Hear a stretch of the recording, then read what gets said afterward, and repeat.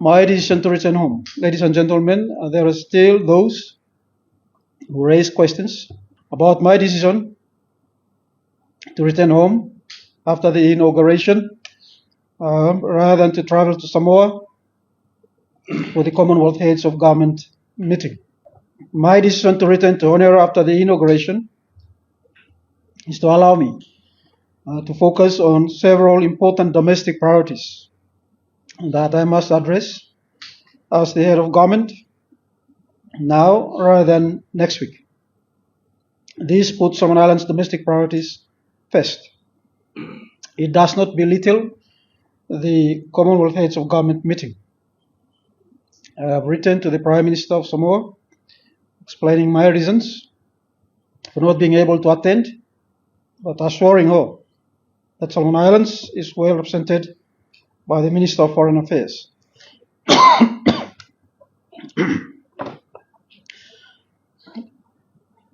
My most important task since my arrival on Wednesday has been to work with the Deputy Prime Minister and the Supervising Minister of Finance and Treasury and other senior government MPs in terms of discussing and providing some guide to the GNA's first budget to be tabled in Parliament from the 4th of November 2024.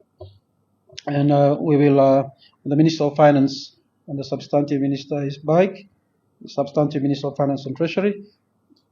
We will have these discussions with him on the budget before the budget comes to caucus and of course to Cabinet either towards the end of next week, so the week after next week. It's scheduled for, I think, between the 4th and the 8th of November. The budget should come to caucus and to Cabinet before going back to Finance and then to the Public Accounts Committee later. So that is a priority, ensuring that the budget process is in order going forward as we prepare for Parliament. The second most important task that I see as important, a very important domestic priority, is the law and order situation in terms of national security. And on that point, the kidnapping allegations.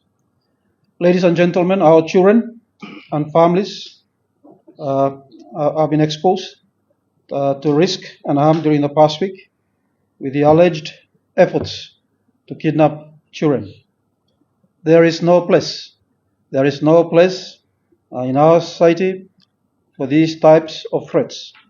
And I call on all Somalilanders to join hands to stop these types of threats to the security of our children, our families, and our country or nation.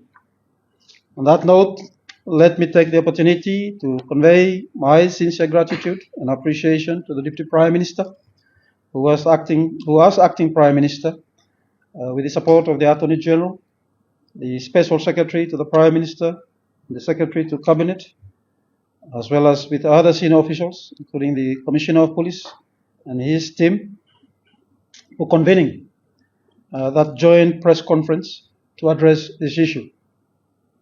That was important and that is key.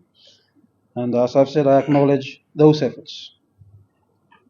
By the same token, ladies and gentlemen, this is an issue, the kidnapping issue. This is an issue that should have bipartisan expressions of concern. But the silence from the leader of opposition, who normally comments on everything, but not on this issue that actually threatens the security of our children, is deafening. So you should ask him what's his view and why he is not commenting. I'm advised that the legal notices to enable enforcement officers to require owners and drivers of public transport vehicles, buses and taxis, to remove the tinting from their vehicles is ready to roll out. Furthermore, ladies and gentlemen, I would like to take this opportunity to inform you that I'm happy to inform you that our Minister of Health and Medical Services, Honorable Dr. Paul Popora Bosowai, has been nominated by the Western Pacific Regional Office of the World Health Organization to serve in the WHO Executive Board, which is the highest decision-making body that oversees and directs the work of the WHO. This appointment is historical because it is the first time ever Solomon Islands will serve at WHO's highest decision-making body. It is also very important because Solomon Islands represents the whole Pacific region at the board, or on the board. Dr. Paul replaces Dr. Marcus from the Federated States of Micronesia as the outgoing member representing the Pacific region.